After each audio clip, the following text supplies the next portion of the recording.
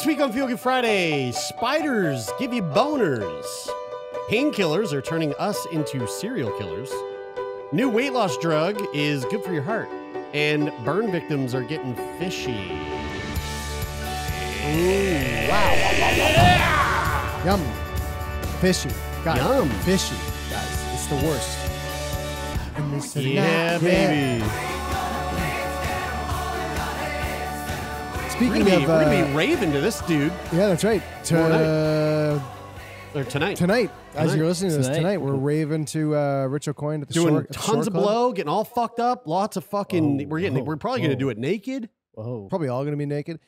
At the Shore Club in beautiful Hubbards, Nova Scotia. Don't dox us, Taylor. Well, I mean, that's not quite doxing. You just doxed us. You Speaking just doxed of our location speaking for of this evening. painkillers, have you guys scrolled by that show on Netflix? I've watched part of it. Oh, you did? Is it Yeah. that bummer one about opioids? It's about the Sackler family. Yeah, not Purdue interested. Pharma. Really? Yeah, no. Fuck all them. Fuck all that. I want. Oh, you know what man. I'm. You It know what I'm looks good. interested in. Matthew Broderick is. I'm the interested name. in a Netflix documentary about UFO disclosure. Of course you are. That Can't makes total believe we sense. still haven't had one yet. Let's talk about boners in a really fascinating manner. Okay. Unless what do you got? Some fuck? Did you get some news about Donald Trump on your watch there? No, I You just wanna want to fucking no, touch I on? just want to know if Brian thought You know, it it's was funny good. we keep referencing that joke, but we cut it out of an episode. So the joke doesn't even make sense because Oh, we did cut it out. cut it didn't we? out That's because funny. it was so egregious. That's okay. It can still be funny to us. It is. Was it good? It was good. I personally didn't really like it that much. I find that if I know a story before I start watching it, it's not interesting for me. So Okay. I mean, that's why it's hard for me to. That's why Brian didn't like the Barbie movie because someone once told him it was good, and he went, "I knew too much." No, it wasn't that I didn't like the Barbie movie. It's just that I liked the Barbie. Too much of movie, that feminism but I bullshit had- for you. I had really high Fuck expectations. Trudeau. I had really high expectations going in, and I was like, I knew that Okay. all of this was the storyline, so Okay. it wasn't stimulating for my ADHD. That's Well, the here, truth. maybe this will be stimulating for your penis. Supermarket was evacuated after a spider whose bite can cause painful erections or death was spotted. It would really suck if it was and death. Yeah. Well, I mean, Painful erections accompanied by I think death. it could be. I think I got people, a bad bite. He's wrapped around me. I got to get out of this stuff. I got a bad back. I think people who are I got a bad experiencing bite. super painful erections might rather be dead. I think you're kind of on your way to possibly dying if that is the case. Have you guys ever had a painful erection? No, but I've had an erection where it pushed against my pants so hard that it was painful. Ouch. You know what I mean? Have you ever had the experience? Like I've been in a position where the erection was painful, but it wasn't the erection that was painful. It was Right. what I was pressing up Pressure. You're talking into. about Pressure of your that penis against the high school fabric. dance you were telling us about that you did the waistband tuck, and then when you were dancing on those girls, you got No, there was like no blue need. balls. No, there was and no then it need was to sore? waistband tuck at high school dances. It was junior high dances that required the waistband tuck. Right, yeah, that's what you're talking about. So a supermarket in Austria was evacuated after a spider whose bite is capable of causing painful erections and even death was spotted. A penny shop. Austria, still fucking doing the penny shop, Penny eh? shop? What's a penny shop? What do you mean? Everything's a penny. Super cheap. A penny shop in Karms an der Donau, a town located around 45 miles from Vienna, remained closed Tuesday after a 4-inch spider, speaking of penises, same size as Taylor's, was said to have been seen when staff opened a box of bananas. A lot of phallic things going on here. Descriptions of the spider's coloring and size led people to believe they were dealing with a Brazilian wandering spider, also known as the banana spider. These highly venomous arachnids, which actually I've seen, you might have saw when we were When we were in Brazil? in Brazil. I mean, there was some There's some fucking gigantic spiders. And it is something that you forget living in like the part of the world that we live in. We got is some. that, We like, got some bad boy spiders. Yeah, like up shit here. like that can kill you in a lot of places in the world. We Like, got like black insects widows. and reptiles. Yeah, and we all got those black things. widows here though. Yeah, but like very- you don't see Black them. widows aren't really going to bite you though, Yeah. unless you're really fucking like Fucking with silly. So these banana spiders are no joke. Like these guys are they're horrifying. They're fucking big. They're scary. I should have prepped a video or a picture, but They tend to hide in banana plants. So actually, this is super fascinating. Very commonly, even at somewhere like Pete's, which is a fruitique, a market here in Halifax. Which is like a fruitique. Pete's, which is his fruitique. And it's called Pete's fruitique. People will be like unpacking shit that's been shipped in. My sister used to work at a superstore and she saw a banana spider once unpacking. No. Yeah. Sounds deadly.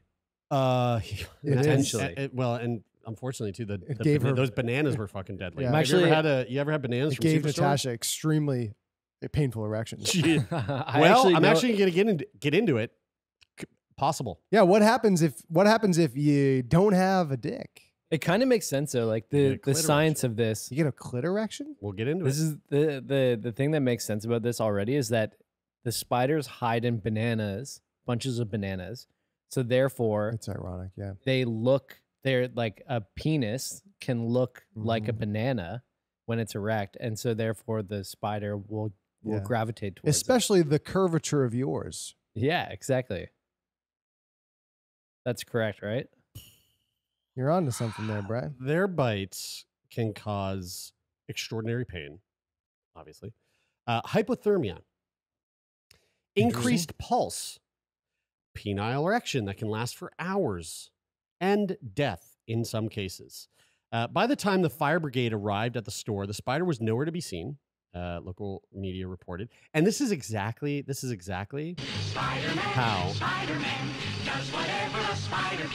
Spider-Man went. A spider fucking got away. It bit him.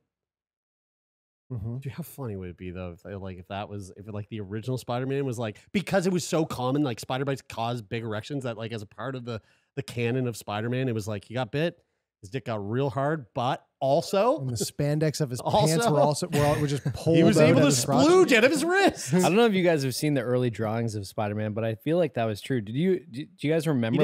did have a package. Like he looked like he was wearing a cup. Yeah, That's right. right? That's right. Yeah. So in a statement, the Ryu Retail Group, which operates the penny store, Brian said, and I were just on standby there to say Reuters. comprehensive cleaning and disinfection measures were underway before the outlet reopened. I don't know what the disinfect. It's like, what are you disinfecting? It's, it's not a dirty spider. I mean, I guess it is a dirty spider if it's giving you a big old boner. You know what I mean? That was really funny. Mr. Bergen, do you have a massive erection?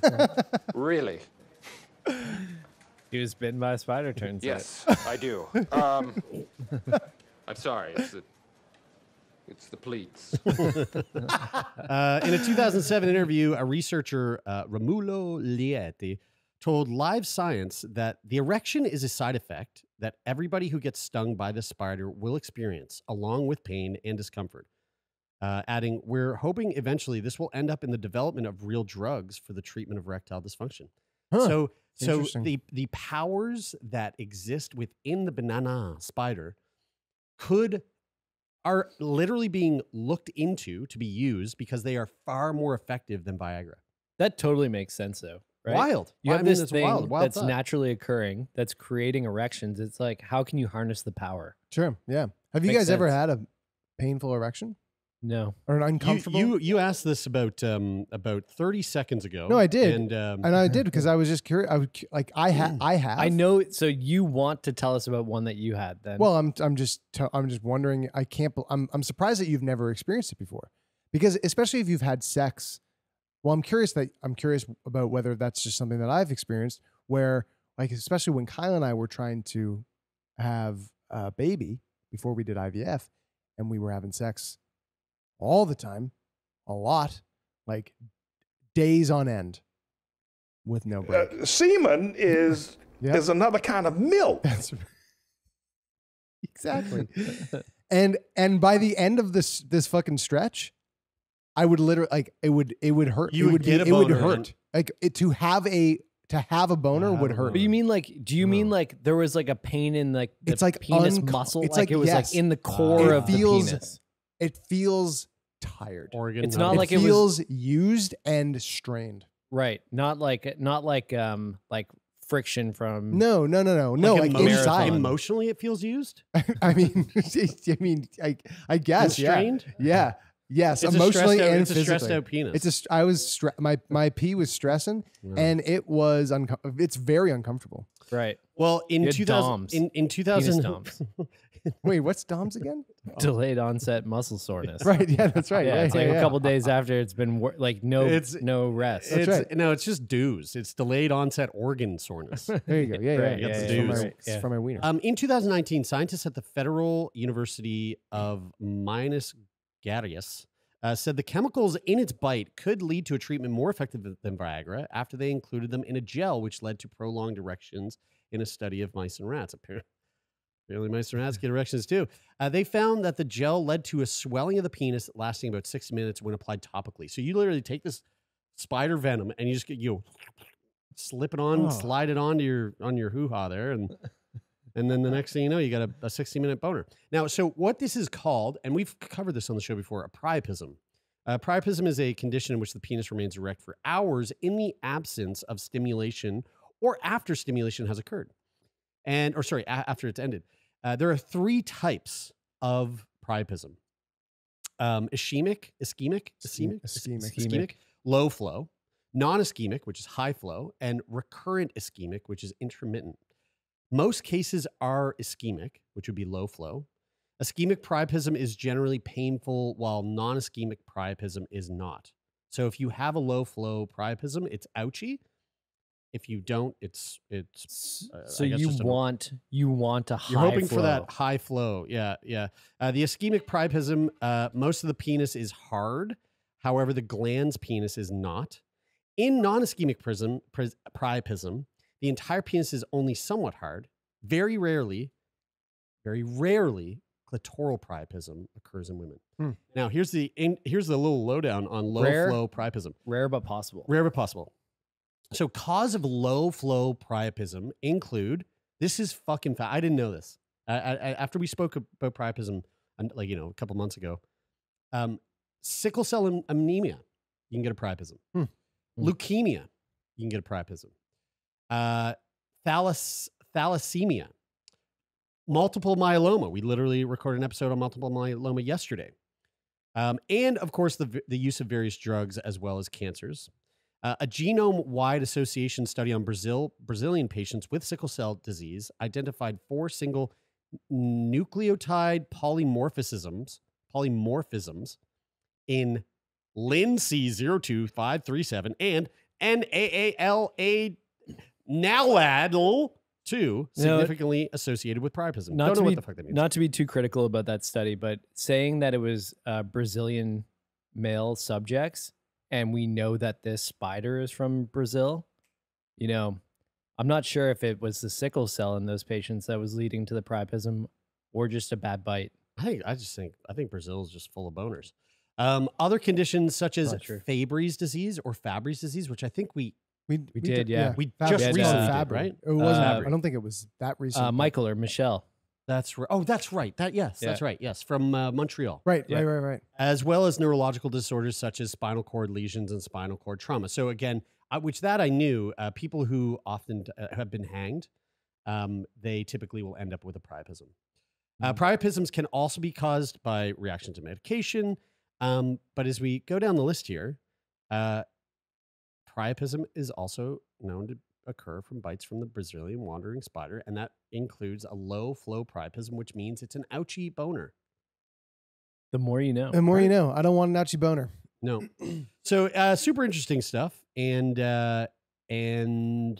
Good luck to all the Austrians out there. Sounds like it's just honestly, good luck to all the fucking frutique workers out there. Yeah. Sounds like it's just best to stay away from spiders. Yeah. I mean, as best Well, as you can. Thanks for reminding me. I actually prepped this video. So spiders. Dude, how did they work? I mean, honestly though. So like the other night I was pretty stoned and I watched this video on the anatomy of spiders. I don't know how it just ended up on my feed. I just get random shit sometimes pops on my feed. So I was like, oh, I'm gonna watch this. Awesome to watch when you're baked as shit. Dude, you've been going down some YouTube rabbit holes, eh? Every night, weird ones. They're great. I'm having a blast at home. But dude, the intricacies of the inner workings of a spider. Not to make this about aliens, but you want to talk about fucking alien? This shit is straight out of a fucking like hardcore sci-fi film. It is mind-blowing how that creature exists. Just the way that its like internal structure is fucking crazy. This is Check the out thing that I've always thought about aliens, though. They're here. It's so unlikely that they will be humanoid, and it's way more likely that they'll they're gonna look like some something sort of bug. totally thing. yeah, but yeah, it's Starship bug. Troopers. Starship Troopers is a perfect example.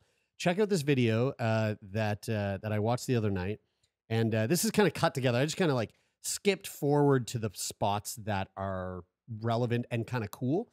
So there's a bunch of stuff missing here.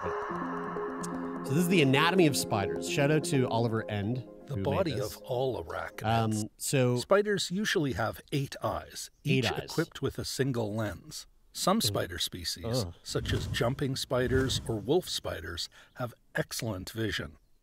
Okay, kind of the crazy. dot eyes are connected got amazing to the vision. nervous system. Check out the fucking the brain. function of a brain is performed by 2 nerve nodes, the ganglia, which extend far into the spider's body. And the now this elongated is heart, the heart extends almost over the entire abdomen. How crazy is that? The With heart goes stomata along that the serves the entire entry of fucking blood. bulbous body. Of It looks like The a female worm. possesses ovaries containing eggs, the oviducts of which usually discharge communally at the beginning of the abdomen. And this the is cool sperm here. of the male are transferred by the male sex organ. It's also just which crazy is to think that located spiders on have the sperm and pedipalps. ovaries, you know?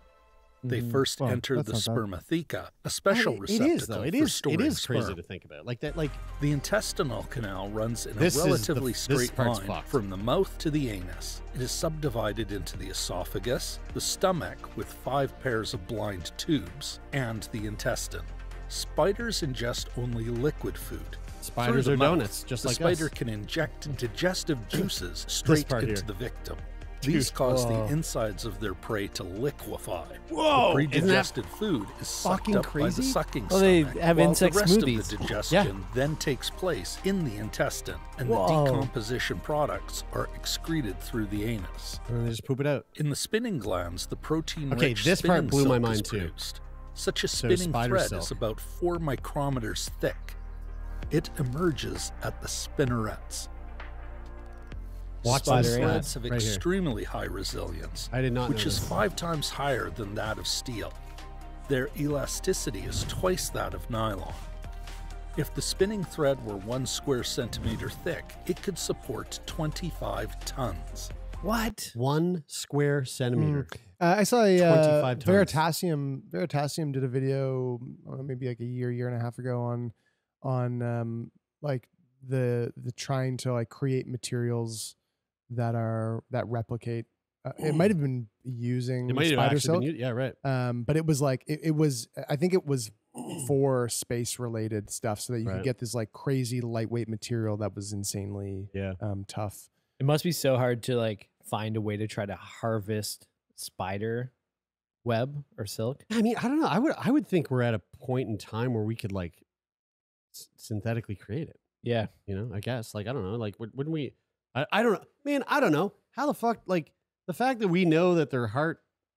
You imagine me the guy that's like, I'm gonna Do a spider do a autopsy. spider Guys, autopsy. the Yeah, fact that we're talking into these microphones and somebody's listening to it out there. That's just that. that is Just just that in and of itself. It's Holy pretty- shit, dude. Not- How high are all of us? yeah, yeah. You know, not to mention the Tic Tac video that came out in 2017, covered by the New York Times, that Commander David Fravor actually went after. So you never know. You never know. Let's move on to our psychology. Our weak, brittle, fucking just so easy to manipulate psychology. Specifically, the psychology of pain relievers. Ouchie. A lot of fucking notifications going off in here. Yeah, what the fuck? It's not me. Acetaminophen. Acetaminophen is one of the most commonly used drugs globally, also known as Tylenol. Mm-hmm. It offers quick relief from mild pain and is readily available over the counter. Although the medical community considers acetaminophen to be a relatively safe and useful drug, a recent study asks whether it may or might have an unexpected effect on the population at large. This is really, really, really interesting. You know, it's crazy. This is a note to us to cover this next week. But speaking of Tylenol, I just saw a study about Benadryl that shows that there's an increase in likelihood to develop dementia later in life if you use Benadryl regularly. You guys know I struggle with that word. But it recommended using other things like Claritin instead. There was a few other different newer This sounds like antihistamines. a real sneaky little ad. I'm just saying we should cover it next week. And this is like a note to remind us to do that, but also a PSA, because if you're using Benadryl now, don't use it this week until we tell you reasons why. Yeah, just wait until next week. Yeah. Wait until we really come out shouldn't. wait until we provide real you with facts. super conclusive scientific evidence on Benadryl 1 week from today. That's what we're here for. So researchers from Ohio University in Athens are examining its effects on our ability to empathize with others. So this is super fucking crazy. Lead author Dominic Miskowski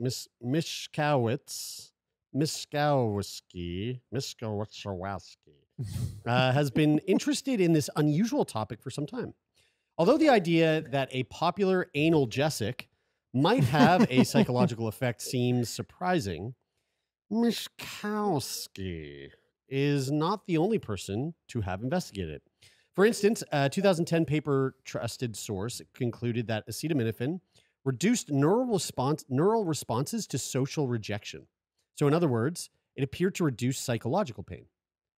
So not only is it preventing you from, getting that headache that's physically hurting you, someone comes up to you and goes, "You're a wanker," you're going to go, "No, I'm not."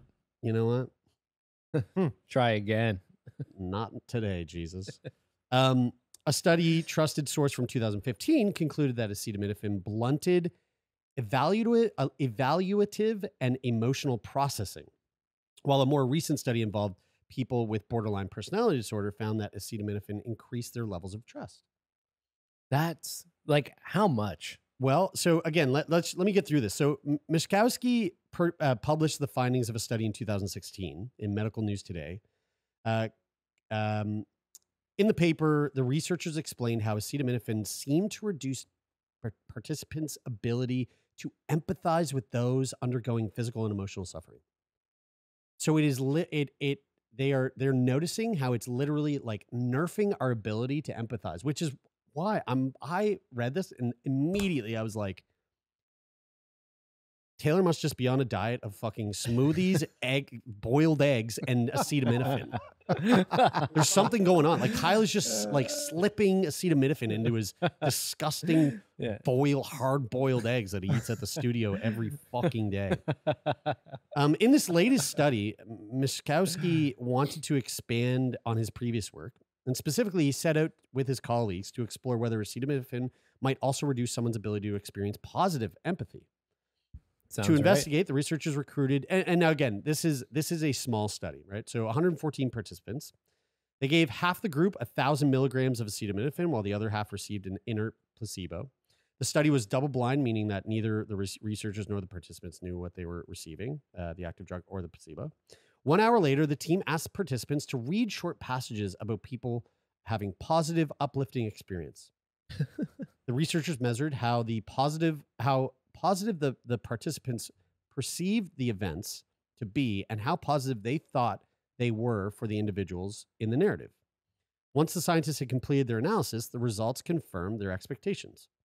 Quote, acetaminophen reduced positive empathy.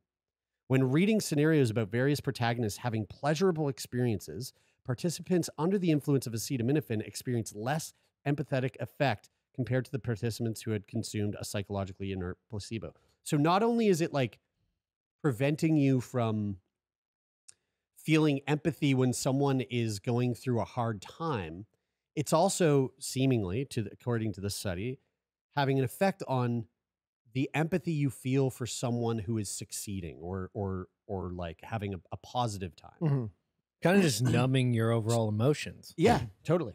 Right? Numbing you to physical pain, but also numbing you psychologically. I wonder, which is so fucking. But does it wild. say how significant the difference was? It's also a very high dose of Yeah, It's how also a much very is high dose. 1,000 milligrams? 500 milligrams is an extra strength pill, and a regular strength pill is 200 milligrams. So it's essentially 2 extra Yeah. strengths. And Two everybody extra that took strength, place in the study who was on the acetaminophen, all of their livers failed the next day. Does it say anything about the difference though? In like was there some sort of scoring mechanism that they used to evaluate how empathetic the person was feeling? Because it just says like there was a significant difference. I mean, but- this is a very small. So although these findings contribute to a growing body of similar research, most of the studies are small scale and generally involve fewer than 100 participants. So although interest is growing, it's not yet possible to gauge the size of acetaminophen's effect on empathy. If it does exist. I mean, it's an interesting. It's definitely an interesting lane to go down because when you think about the things, some of the things that we have in our lives that in the time frame of our lives have just been, they've always been there. So like there is no difference, or there is no we have no reference point because they've just always been there. But if you go back. If you go back 100 years or 200 years, you obviously see like fluctuations in terms of like lots of fluctuations in terms of like how society treats each other. And then like there's also a bunch of confounding factors like the influence of maybe like religion or, tighter knit communities because of religion maybe, or something like that. So there's a lot of these factors that change society over time that would change the way an outside observer would view the world sort of operating. And I think that.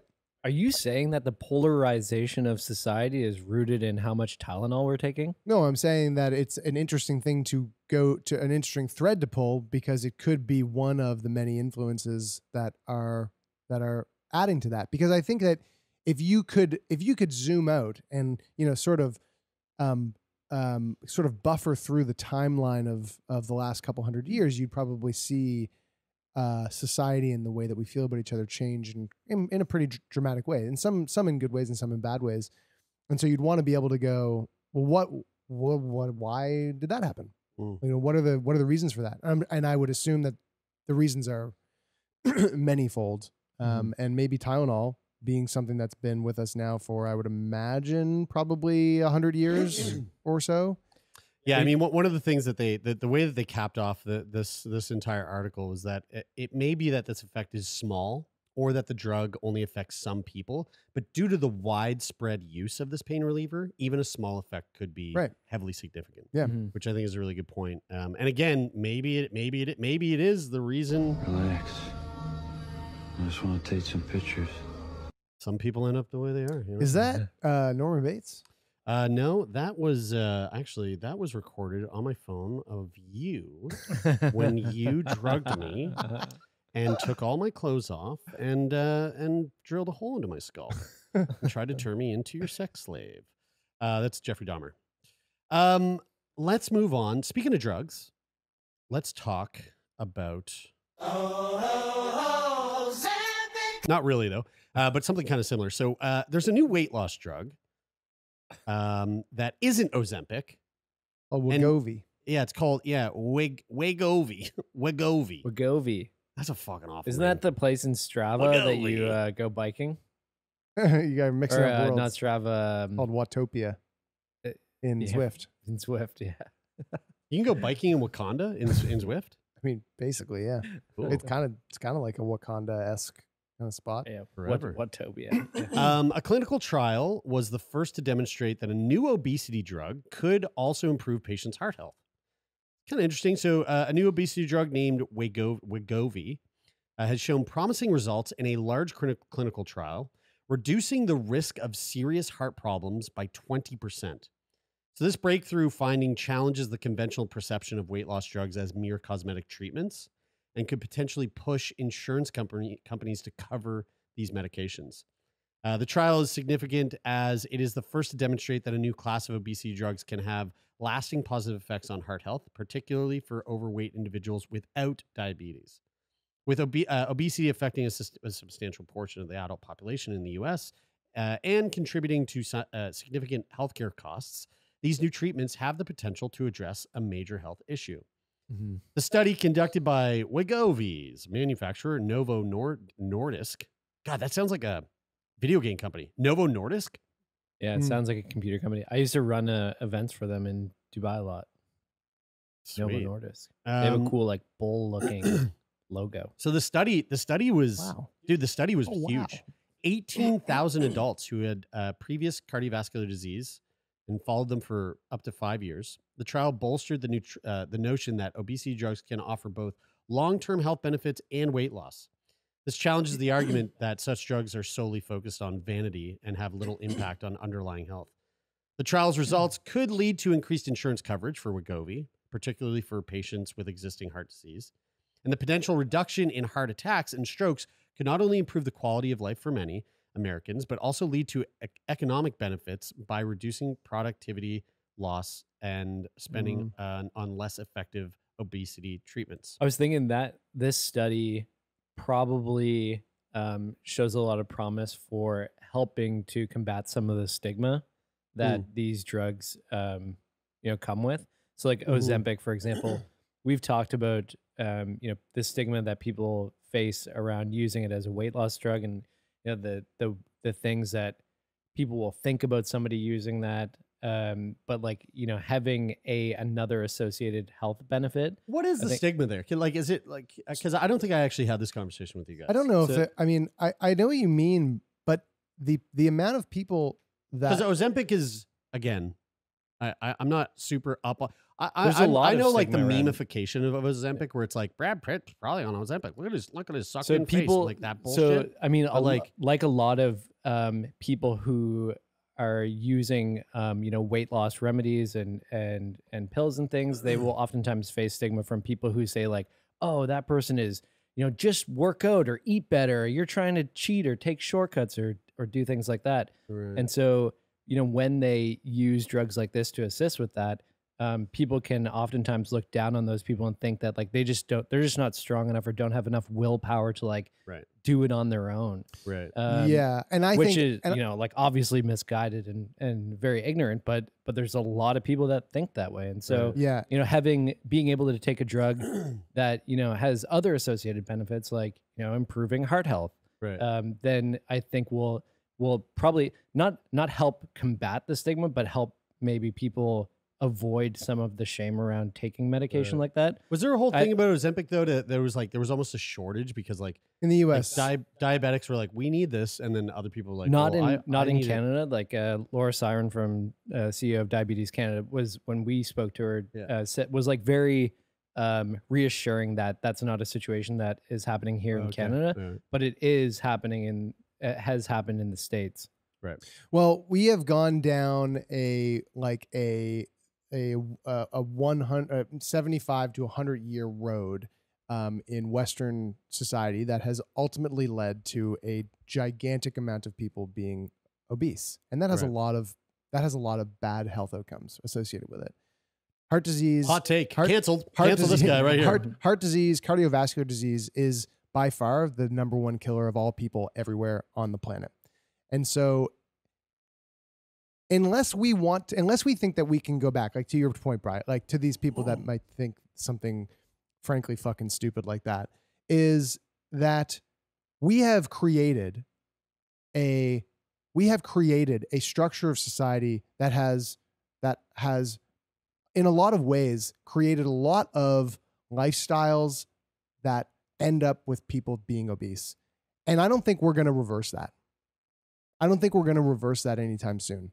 It's definitely not something that's going to be that Michelle Obama is going to figure out, during her time as first lady. It's just not going to happen. And so to not embrace something that has a reduction of the thing, obesity, that is the #1 cause of heart disease, the thing that kills the most people on earth, is insane. Like blank statement. If we think that it's stupid to take a drug for something that is killing the most people on the planet, that would be like saying people who get cancer should just think really hard about getting rid of it. Totally. And work harder at their diet or at their exercise or whatever. But just to go down the road a little bit further about heart disease in general, is that there is a stigma around heart disease that it is only an obesity thing. And it's not. It's definitely a big influence on heart disease, but there is basically, we all have a capacity to store fat on the outside of our like skin, on like I can't remember what it's called. It's called like peripheral or like surface fat, something like that. Okay. So if you might be somebody who can store a lot of fat on the outside of their body. Okay. And someone like that, you'll see them get bigger and bigger and bigger. And they have the capacity to store a lot of fat outside their body. So you end up seeing it. Some people have a very small capacity to store fat on the outside of their body, but they will continue to store it on their organs. That's probably like me. And that's called visceral fat. Skinny fat. Okay. These are like, that is actually more of a problem. It's actually a bigger problem amongst people. Heart disease can be a bigger problem amongst people that you might not necessarily look at and say, oh, you're obese or you have all this fat. They are storing fat on their organs, which is much worse than fat that's stored outside your body. You can store a ton of fat on the outside of your body and it's relatively harmless. When fat starts to get stored on your organs, it's really, really bad. So are drugs like this, like Wegovy and like Ozempic, like are they targeting that kind of fat too, like internal organ based fat? Yeah. So I mean, essentially, think of it like a cup that's filled. Everybody is going to develop fat on their organs if they continue to deposit fat faster than they are like using it up as like a fuel source with like exercise or whatever. Okay. So exercise is obviously very important. Those Charger burgers. Yeah. If you eat a lot of those Charger burgers, you're going to start storing fat faster than you're getting rid of it, faster than you're using it. So essentially everybody's cup is a different size. Once you get to and think of the cup as the amount of fat that you can store on the outside of your body. It's the fat that is really it's not causing much harm at all, if any. But as soon as you fill that cup up, then you start depositing fat elsewhere on your intestines and on your pancreas and on your liver and on your heart. And that starts to be really, really bad. That starts to cause inflammation because you're not getting proper blood flow to the organs. Inflammation causes a whole bunch of downstream problems. You end up with heart disease, heart failure. So it's about, I can't remember what the studies were, and all the big drug companies are making a drug like this. Eli Lilly, Novo Nordisk, like all the big ones are trying to come up with this because they're like, from the financial side of this, these are being looked at as the potential to be the most profitable pharmaceutical drugs ever made in the history of pharmaceuticals. So everyone's trying to make something like this. And I can't remember what one was, but the most successful one, and I believe it was via an injection, not a pill, like a sub-Q thigh or stomach injection or something like that, was a 25% weight reduction in the study that they made. And they ranged, that was the high end. I think the low end was like 12%, but you're getting weight reduction. And that weight reduction is, as I understand it, a fat reduction. Mm-hmm. And it's pretty gigantic. To come back to the stigma piece and the thing that I was talking about, like if you imagine there was an ADHD medication that also had the benefit of like, building muscle. Boner pills. Yeah. Or being a boner pill or something like that. And somebody was like, oh, like I'm a little bit, cautious. I don't necessarily, I'm unsure if I want to take this ADHD medication, but like also I'd like to have raging boners. Yeah. Then they might be a little bit more open to taking that, which is just like an overall net benefit on the amount of people who would probably start taking that medication. Yeah. I think the risk in all of this is that it is such a hot topic, and there is it's in pharmaceuticals, it's akin to the AI race in tech companies. It's like the first one to the top of the mountain with the best drug is going to win. And so I think an environment like that could, not will, but could, who knows what corners can be cut and blah, blah, blah, blah, blah. Like there's things out there to be, to be weary of. And time will tell. Well, there's obviously. like there's some of the initial studies that are coming out about Ozempic that shows that some people will have like negative mental health outcomes or side effects because of it.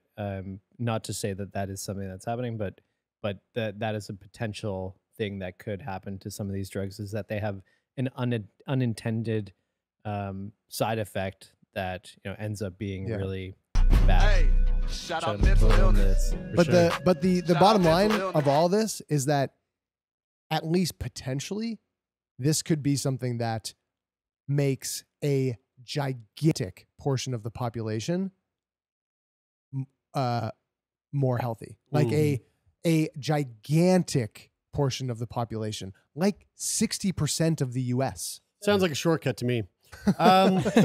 Let's talk about fish skin. Okay. That's heads, fish heads, roly-poly fish heads, fish. You guys remember this song? Is that Alvin and the Chipmunks? No, it's not. I do not know this, but you don't know this song? No. This was a cult classic when I was a kid.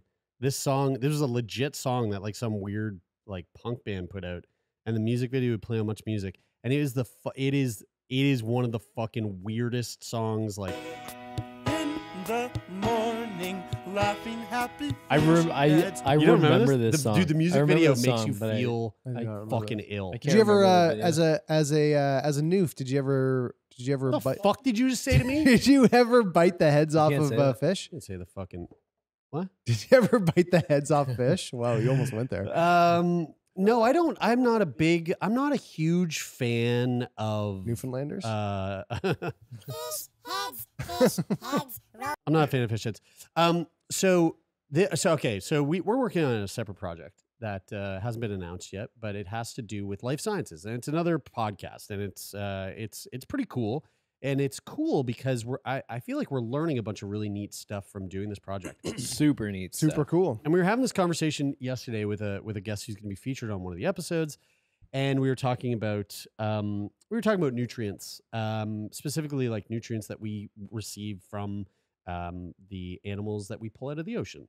And in that conversation, we were made aware of something that I did not know anything about. And it has to do with the fact that fish skin is being used to treat some burn victims. So doctors are now using fish skin, an unexpected marine material, as a treatment for severe burns, departing from traditional cold compress approaches. This innovative treatment is aimed at offering a more cost-effective and improved solution while also alleviating pain for burn victims. So it's apparently like super effective on all fucking aspects of what it is that they're trying to do. Researchers worldwide have been exploring the potential of fish skin to aid in burn recovery, with a focus on determining the ideal species for this purpose. Kerecis, an Icelandic biotechnology company, believed it has found the answer by utilizing skin from Atlantic Cod. Big shout out to Atlantic Cod. We're big Atlantic Cod fans over here because that's our fish. That's our boy. It is. But yeah, really rooting for the home team over here. I went cod, baby. I went deep sea fishing once and caught a cod. Now, if you had burnt your face all up, you could have put that cod all over your face and it probably would have fixed it. Another thing that we learned about cod yesterday is that if you want their omega EPA and their 3s, DHA it's in their liver. It's in their liver, and it's not in their skin. And you don't really get it that right. much from eating them. You got to take that cod liver oil pill. So notably, Kerecis omega-3 Surgibind, TM, has received FDA approval, making it a significant milestone in this form of treatment. The procedure involves grafting the skin, the fish skin, onto burn wounds or damaged human skin. Over time, healthy human cells migrate across the fish skin, promoting healing beneath it. The process begins with a doctor receiving the sterilized fish skin packaging. Dead tissue around the wound is removed, making it red and bleeding. The fish skin is then placed within the wound, covered with a wound dressing. Healthy cells from the wound's edges gradually infiltrate the fish skin, converting it into human skin. Whoa. No. Which is with scales? Wow. No, obviously not. Well, yeah, so you end up looking like this. This is what it looks like when it's on you. Oh, actually, wow, that is scales. Well, yeah, like, I mean, it hasn't grown over yet, but no, it won't grow over. This is you just end up looking like the guy from that beautiful movie that Guillermo del Toro did about the love story. I never saw that. That's not real. That's actually like that. Really? It's fucking incredible. The Way of Water? Yeah, no. It's something. It's something like no, that. That's the Avatar movie. It's something like that. Wait. But I mean, I don't think so. This is. I'm actually joking. Your skin does return to. Well, you know what? I mean, I'm not going to say that. You probably look fucking scarred.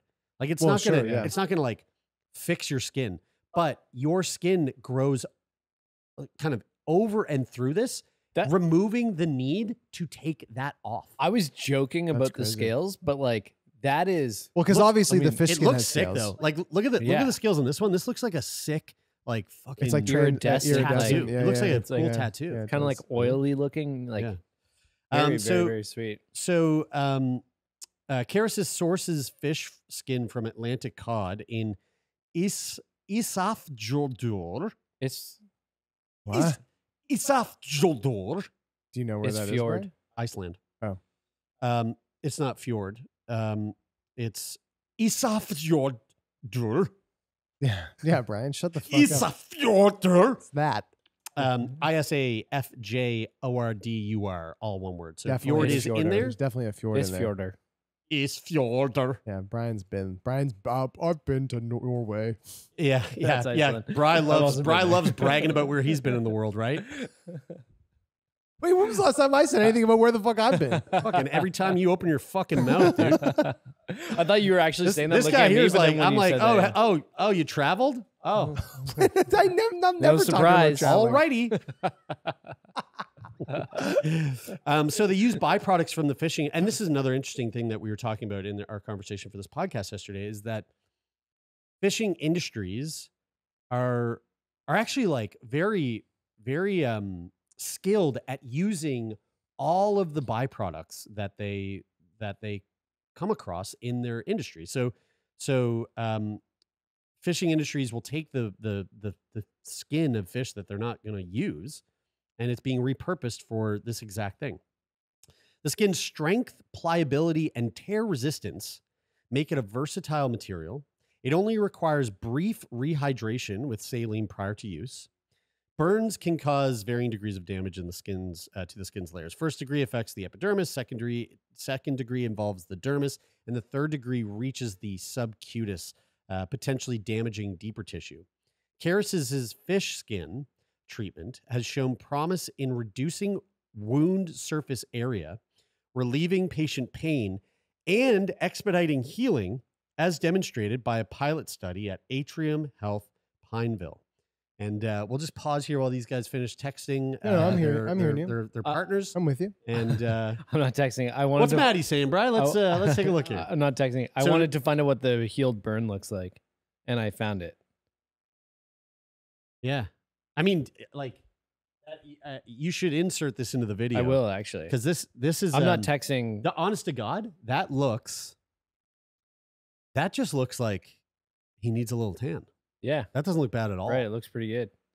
Well, I wonder like what the degree of burn that was. Probably better than. Oh, what a miraculous photo that is. That's right? crazy. Yeah, I know. I looked that up. Good thing he was looking it up. What were you doing? What did Kyla say? I was making sure that I got the words right on visceral fat and subcutaneous fat, and I did, so it's all good. The treatment's potential extends beyond burns to include diabetic skin wounds, skin trauma, and other forms of skin damage. So this isn't just if you burn yourself. This kind of like covers the gamut of skin trauma. Crazy. Fish skin grafts also reduce the risk of autoimmune reactions or disease transmission, as they lack fish cells and DNA. Unlike grafts from animals or cadaver donors, the human body does not recognize fish skin as foreign, avoiding such complications. That's fucking so crazy. So you could get skin from another human to try to graft on, and your body might go, this is no bueno, too foreign. We're going to attack it. Whereas the human doesn't recognize fish skin as foreign. That's weird. There you go. Yeah. Man, the world. How did we know that? out? Yeah. I mean, just the fact that we're sitting here talking into these microphones, just mind blowing. What do you think's harder, figuring out microphone technology or figuring out that fish skin, works well on burns? They're equally fucking as crazy. This is another little interesting factoid here. There's a lot of studies exploring the effectiveness of tilapia skin for burns. Not as effective. But Carasis focuses on Atlantic cod due to the cold water fish's reduced viral disease transfer risk to humans. Interesting. Cold water fish, just like they've got it going on. They got it going on. And now with spoiler alert, global warming, cold water is important. Cold water is not going to be a thing anymore. So we might want to be looking into the potential for the skin grafting thing of utilizing the skin of the NHIs that have been revealed to be real. Apparently, they're actually not. They're not little gray aliens. Those are skin suits that they wear to protect their skin. Right. So maybe from the burns of the oxygen-rich atmosphere. No, actually, it actually has to. Well, yeah. That's actually. Oh man, and they don't poop or pee at buttholes or penises. They actually secrete their excretions through their skin, which is why you never want to touch one. You get close to an alien. Very dirty. You can touch its gray suit, but don't touch its real skin. Wait, but if they're secreting it through their skin in their gray suit, is that? I think the suit has some sort of mechanism that that cleans. Yeah. Is that why it always looks so oily? It puts it out into the world. No, it puts out into the world, which is why they smell like ammonia. Is that actually why we have global warming? Taylor, are you an alien? Because you're definitely omitting. There's definitely some sort of secretion going on through that straight under your skin, dude. Brian, I am. If I'm doing anything, I'm emitting, not omitting. That would explain a lot. Taylor just pissing and shitting out of his pores. Yeah. That would explain. That would explain the I already told you guys how annoyed I am by the fact that I have to go to the bathroom to urinate. So you guys know that I'm not an alien. Yeah, but I think that might be just that's my cover story. To confuse us. Yeah. Well, that was what the health. So fish skin. If you get a burn, fish it up. Go fishing. Yeah. I hope you enjoyed this episode, folks. And that's all we got for you this week. And if you want to support the podcast, leave a rating and a review on all the places that they allow you to do that. There's most. And I don't know about Podbean. What was the one that we had someone from India listening, and they're like, "Oh, I listened to you on like it was like Potabai or something like that." And I was like, "Cool, leave a rating." They're like, "That doesn't exist." Oh, well, thanks for the listen. And if you want to support the podcast further, you can come over to Discord. Actually, interestingly enough, Ian Hawkins of this week's Monday episode, Ian Hawkins rides again, hopped over to the Discord, and he is having nice little chats with our patrons and our Discord members. So you can pop on over there. Link is in most of the show notes. Give it a click. Come have a chat. There's actually quite a few past guests. Yeah, there are. On Discord. They seemingly just pop up after a Monday. Yeah, that's right. Yeah. And if you want to be a guest on the show, go to sickboypodcast.com, click on the button, fill out the form, and be one of our lovely guests. We just love to chat to new people all the time. We've got a massive list. Join the massive list. We might speak to you. And if you want to send us a little bit of mail, you can do that at letters@sickboypodcast.com. Or if you prefer snail mail, you can't do that because we're just not going to give it our address. Yeah, send a letter to the Shore Club, and we'll pick it up tonight. Yeah, and we'll make sure to go back and look there. Speaking of the Shore Club, huge shout out to Rich O'Coin for the theme music. We can't wait to see you tonight. Literally and, cannot wait. All the other guys who helped make this show happen, we love you. That is it for this week. I'm Brian. I'm Taylor. And I'm Jeremy, and this is Sick Boy. What?